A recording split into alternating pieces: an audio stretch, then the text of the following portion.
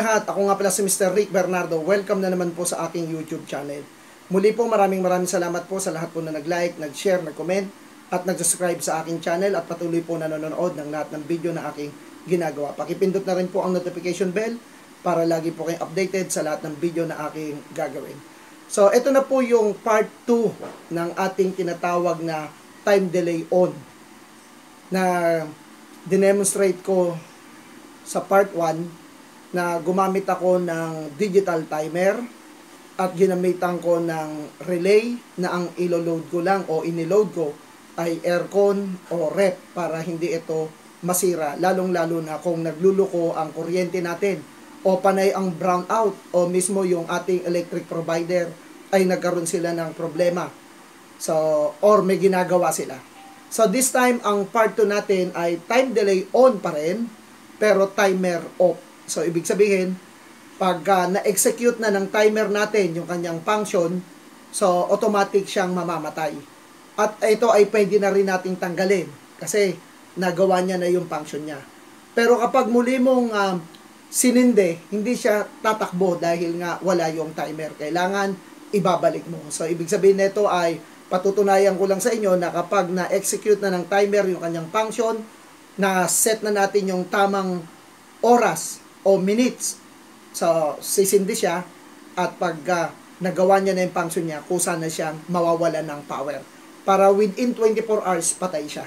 Kung ito ay gagamitin natin sa loob ng bahay o sa loob ng building. May nakahanda akong panel board, may 4 na breaker para ikakabit natin sa loob ng bahay o sa loob ng building. Meron akong 60 ampere para sa main, meron akong 15 para sa LO at meron akong 20 para sa convenience outlet at meron akong 30 amperes para sa mga aircon. So, ang pag-usapan lang muna natin dito kung paano natin gagawin o iwa-wiring yung time delay on. So, at ito ay lalagyan ko ng magnetic contactor. So, ang magnetic contactor ay kailangan i-rating mo dun sa main na breaker natin na siya yung mag-o-operate o mag-o-on sa lahat ng breaker natin o branches ng electrical natin. So, napakaganda to, lalong-lalo na sa mga bahay natin o industrial company na nagpapatay-sindi yung ating kuryente or sa mga masiselan na circuit ng electronics, electrical, ng katulad ng rep, saka ng ating mga aircon. So, kung ready na kayo, aralin muna natin yung diagram. Ito yung tinatawag nating ladder diagram ng time delay on, timer off with magnetic contactor.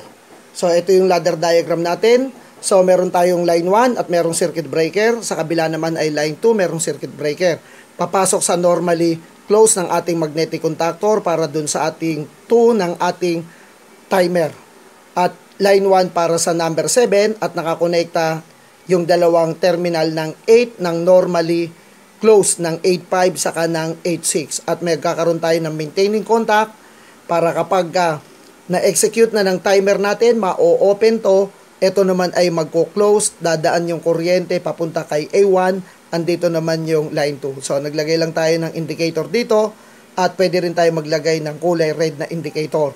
Pero this time sa circuit ko, hindi muna ako maglalagay ng ilaw para hindi magulo yung ating wiring connection. So, ito naman yung ating wiring diagram.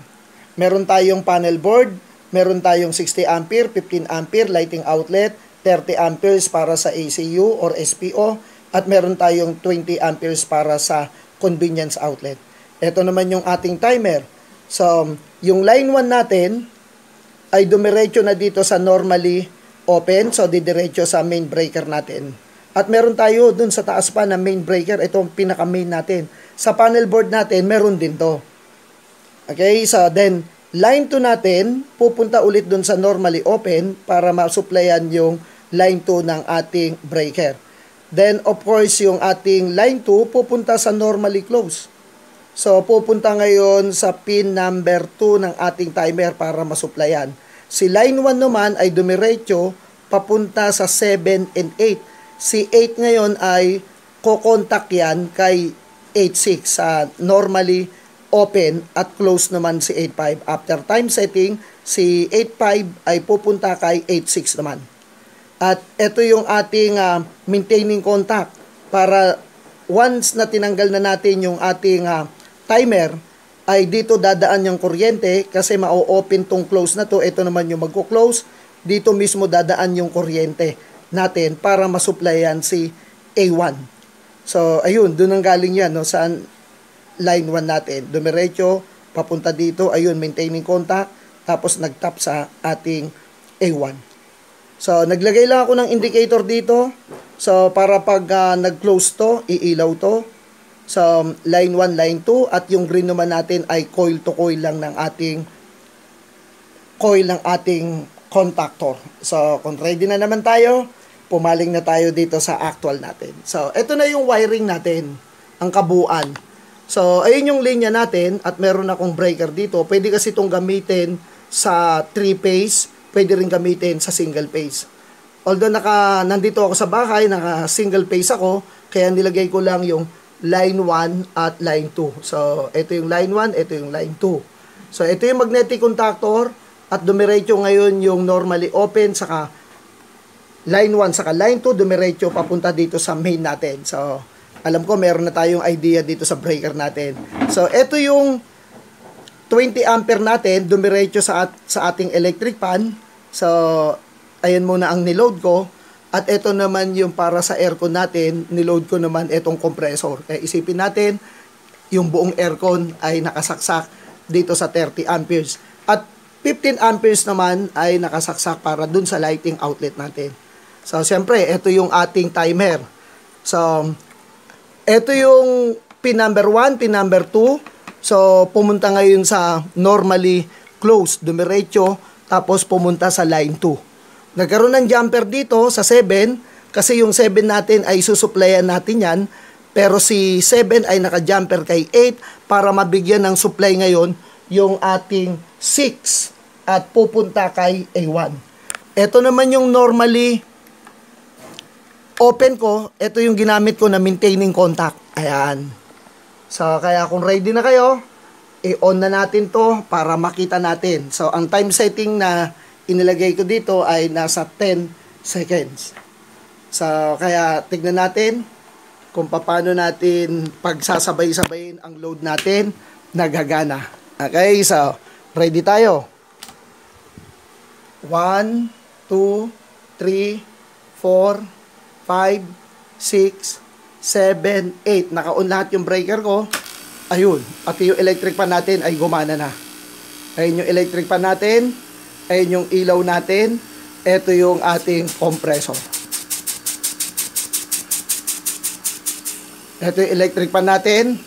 Ito yung kanyang breaker. Kaya pag pinatay natin to, so hindi gagana yung electric pan. So, i-on natin ulit.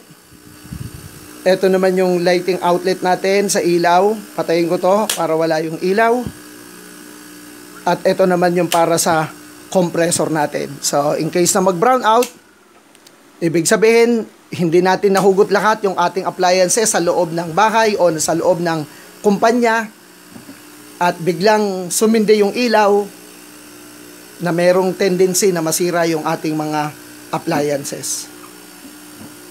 Okay, so tatanggalin natin ngayon tong timer. So, dapat gumagana pa rin ang lahat ng load natin. So, tanggalin ko to. Makapapansin nyo naman ay patay na siya kasi na-execute niya na yung kanyang function. Tanggalin ko to. Ayan, gumagana pa yung compressor natin. Gumagana yung ilaw. Gumagana yung electric fan. Pero once na pinatay ko ulit yung breaker, patay silang tatlo. Compressor, electric fan, at yung ilaw natin. So, once na in-on ko yan, hindi yan gagana. Hindi magpa-function yung buong panel board natin kasi wala yung timer na mag-e-execute ng tamang settings ng ating seconds or minutes at para paganahin yung magnetic contactor natin. Okay, so papatayin ko. Then, ibabalik natin to timer.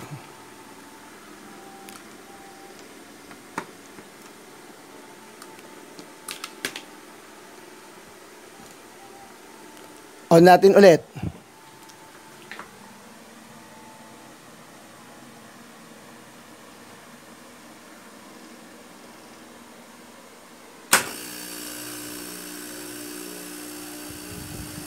Buhay yung ating electric fan.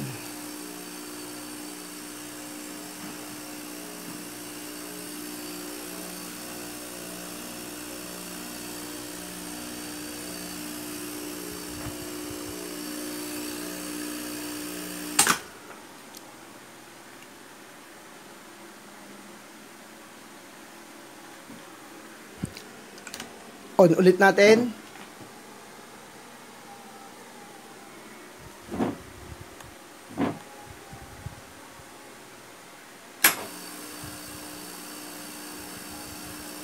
So, kung dito nag-trip, ilaw lang. Sa aircon, aircon lang. Outlet, outlet lang. Pero pag nag-trip ang pinaka main niya dito sa panel board, so automatic, wala rin yung tatlong load natin.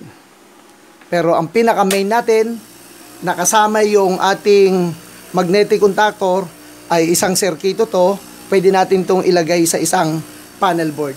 Okay, so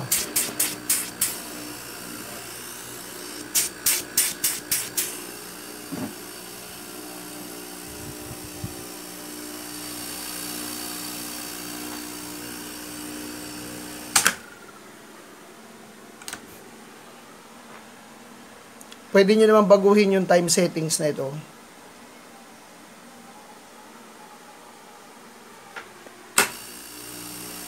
Naka 10 seconds.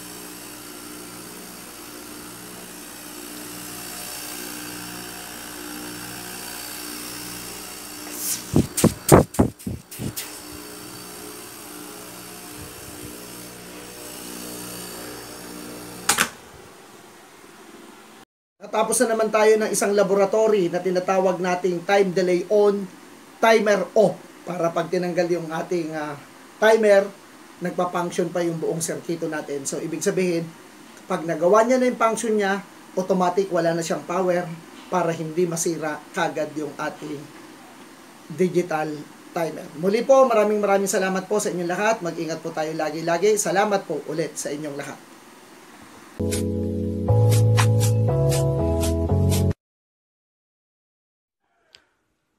Like, share, comment, and subscribe to my channel. Pakipindot na rin po ang notification bell para lagi kayo updated. Thanks for watching!